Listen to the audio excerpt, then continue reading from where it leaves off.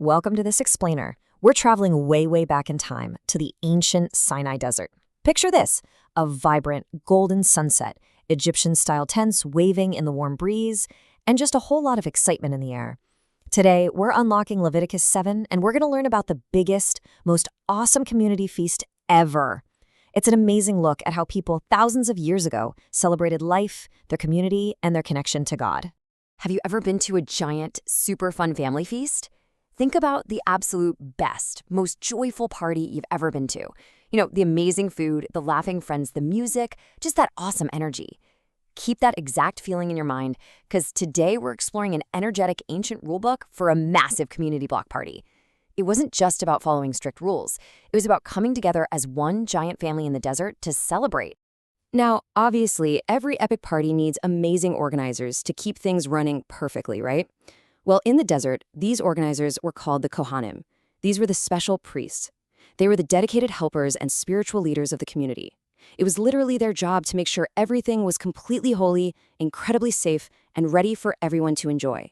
They were the ones making sure this massive desert festival went off without a hitch. Section 1. Saying a big thank you. The peace offering.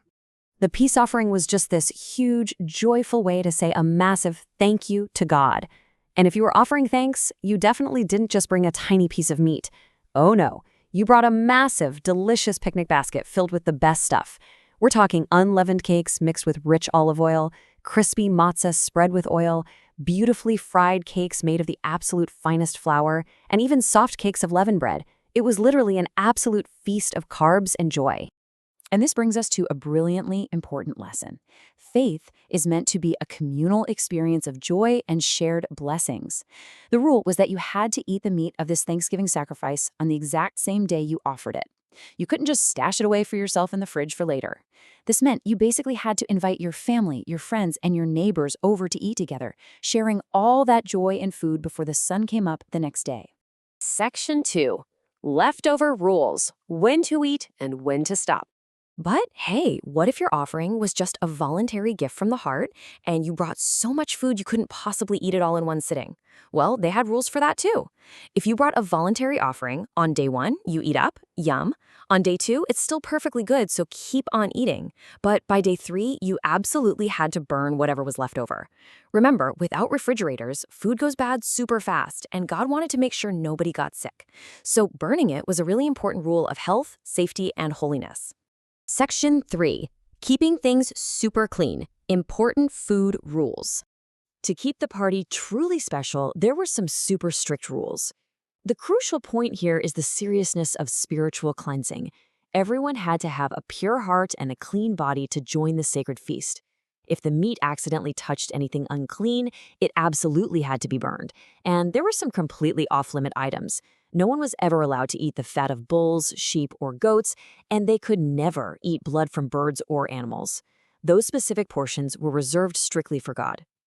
The text from Leviticus makes it crystal clear just how serious this was. Ignoring these rules wasn't just some tiny mistake. It meant you were completely separated from the community. It taught everyone the ultimate reverence for God's sacred holiness, and it really highlighted the seriousness of sin.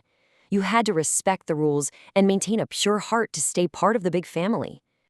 Section 4. Sharing with the leaders. Supporting the Kohanim. The community also made sure to take wonderful care of Aaron and their spiritual leaders, because these leaders dedicated their entire lives to serving the community and keeping everyone connected to God. Specific portions of the feast were set aside just for them. They received the hide of the burnt offering, the delicious cooked and fried grain offerings, the breast of the animal that was waved before God, and the right thigh. This was their forever share, just a beautiful way to sustain the very people who sustained the community's faith. Section 5, our big lesson today, food for thought from the desert. This whole incredible chapter gives us amazing lessons for how we live our lives today. The ultimate takeaways from this desert feast basically boil down to 4 key morals. First, joy and community. We really need to share our blessings and celebrate unity with others. Second, the seriousness of spiritual cleansing. We should always strive to approach God with a pure, clean heart and true reverence. Third, gratitude as a lifestyle. Always live with a deeply thankful heart and never take God's blessings for granted.